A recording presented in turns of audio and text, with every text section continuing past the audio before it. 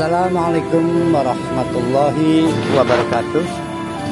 Ikhwan fil Islam, kaum muslimin dimanapun berada, terutama para jamaah Majelis Ta'lim Al-Islam. Ini adalah gedung Majelis Ta'lim Al-Islam. Alhamdulillah berada di areal seluas 2000 meter. Gedung ini sehari-hari digunakan untuk kegiatan ta'lim, terutama kajian tadabbur Al-Quran.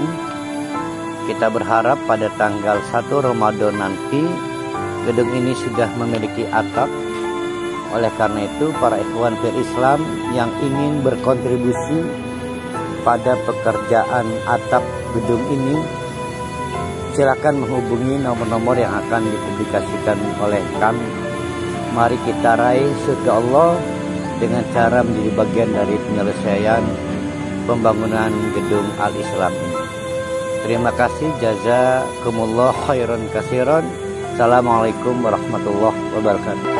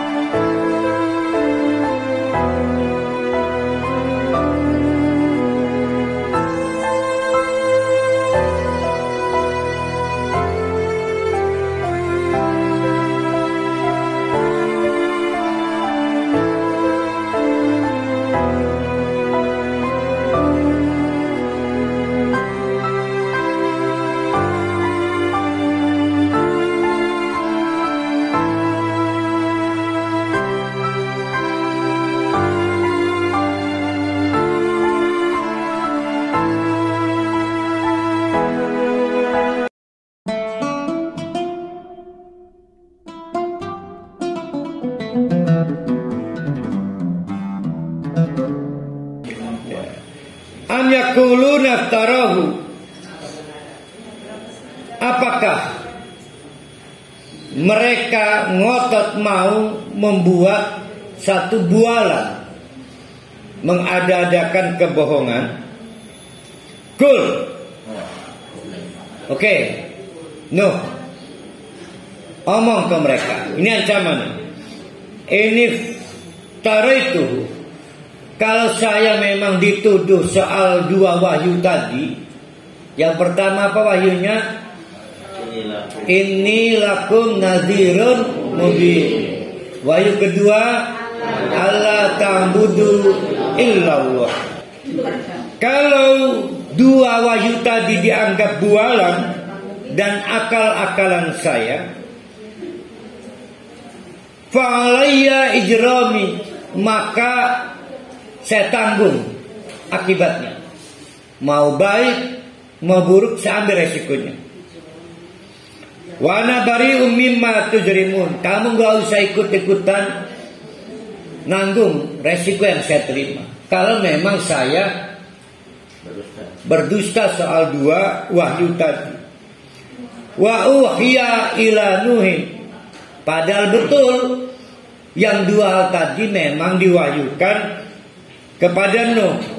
Apa wahyunya? Annahu la yu'mina min qaumika illa man qad amana. Bahwa pada akhirnya yang akan memutuskan bersyahadat, beriman adalah yang 200 tadi. Yang ngajak debat sampai 950 tahun kemudian tidak berubah. Nah, itulah kenapa diceritakan 200 itu nggak berkurang, nggak bertambah. Berarti sama-sama usianya sebegitu juga. Nah, hal yang sama apa bedanya dengan kaum Nabi Nuh? Nah, itu maksudnya. Kan pengantarnya mensugesti. Jadi kamu cuma 10-11 tahun, Nabi Nuh 950 nggak berubah,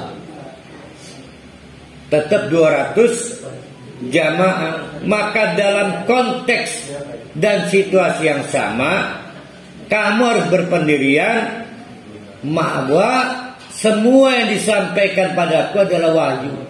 Resikonya saya kalau saya bohong dan tidak akan bawa yang lain. Jadi nyantai aja. Kalau saya bohong, tapi nyatanya kan tidak bohong. Kalau saya ngomong begini, Pak Jamal, kalau saya salah, resikonya saya, Pak Jamal aman. Tapi kalau saya benar gimana? Nah, itu maksudnya. Kalau saya benar, azab milik siapa? Nah, yang jadi masalah, kaum Nabi Nuh akhirnya habis. Durhaka itu. Timbul pertanyaan, apakah yang 200 ini Arab atau bukan? Arab itu artinya yang punah atau bukan? Ada yang mengatakan ini kaum punah, Arab punah. Tapi nyatanya 200 ini adalah lanjutan dari dakwah pertama. Ditambah 100 tahun, total menjadi 1050. Namanya sama, angkanya sama, 200. Enggak nambah-nambah. Jadi saya agak bingung ketika ada pendapat punah kaum Nabi Nuh itu.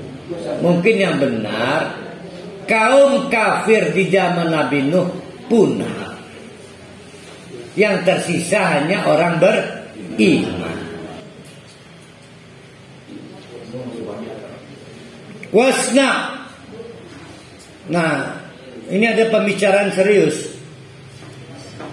Apakah pada waktu nasihat Allah mempersiapkan kapal, Nabi Nuh sudah tahu akan ada badai, akan ada azab? Nggak tahu.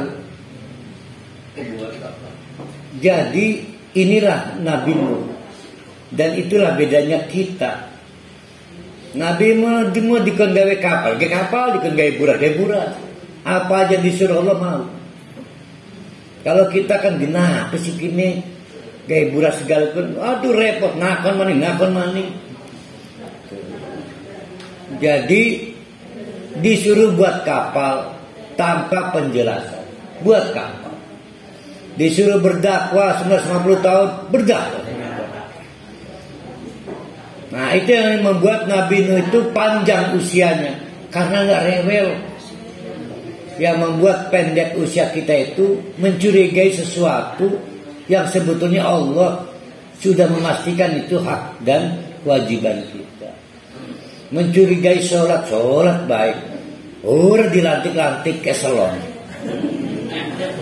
Akhirnya sama menua, akhirnya memperpendek umur. Mending mikirkan rakyat rambut putihnya, bukan ini memikirkan salat organisasi. Nah, Nabi Nuh enggak. Maka kata Allah pada waktu Allah, wasna, coba bikin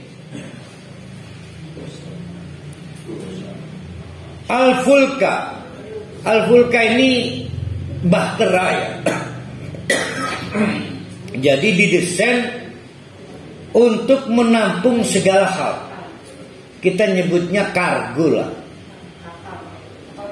Ya, kapal kargo, jadi bukan kapal penumpang. Kapal kargo. Wasna'il fulka, yang penting bisa berlayar. Belum pernah dibayangkan oleh Nabi Nuh yang akan menjadi terdaftar dalam manifest juga selain penumpang. Ya. Ternyata kan binatang juga ikut. Semut menyebar milu. Semut segala. Wasna, dan buatlah al-fulka, kapal bahtera, bi'ayunina wa wahyina, dalam pengawasanku dan dengan wahyu. Berarti wahyu ada dua. Ada wahyu yang bersifat am, publik. Ada wahyu yang bersifat privat. Maka Nabi Nuh diberitahu oleh malaikat, Nuh, balok ukuran 20 kali 30. Benar sesak banyak. Masa dia mau nyampaikan, saudara-saudara, ini dari Allah. Yang mau buat kapal harus balok, enggak. Tapi disebutnya wahyu juga. Kok wahyu? Tidak ada insinyur di situ. Semua hal dikerjakan nungguin malaikat. Kalau kata malaikat, bikin paku dari kayu, gawe. Jadi itu disebut bi'ayunina wa wahyina. Di dalam pengawasanku, dikontrol oleh Allah bikinnya itu. Karena dikontrol, dicemooh, diledek, dipersoalkan, dan apa-apaan jojong baik, karena dia lebih takut kepada Allah, tidak takut kepada cibiran orang. Wala yukhatibni fil ladina dzalamu innahum mu'raqun. Jangan kamu reken orang-orang yang dolim ke kamu. Bentuk kedolimannya adalah mengganggu proses pembuatan kapal, menghilangkan kepercayaan diri dengan menganggap orang gila itu, disabotase material-materialnya, dipermalukan, nggak boleh ngutang, warteg, macam-macam lah. Innahum mughraqun. Barulah akhirnya Allah ngomong, innahum mughraqun. Biarin mereka tenggelam tinggal. Karena dianggap nggak membantu bikin kapal. Kalau membantu kan masuk manifest, masuk daftar penumpang.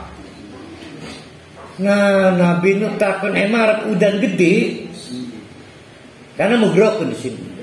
Nah kan B, maksudnya itu tidak ikutan naik kapal mughraqun itu.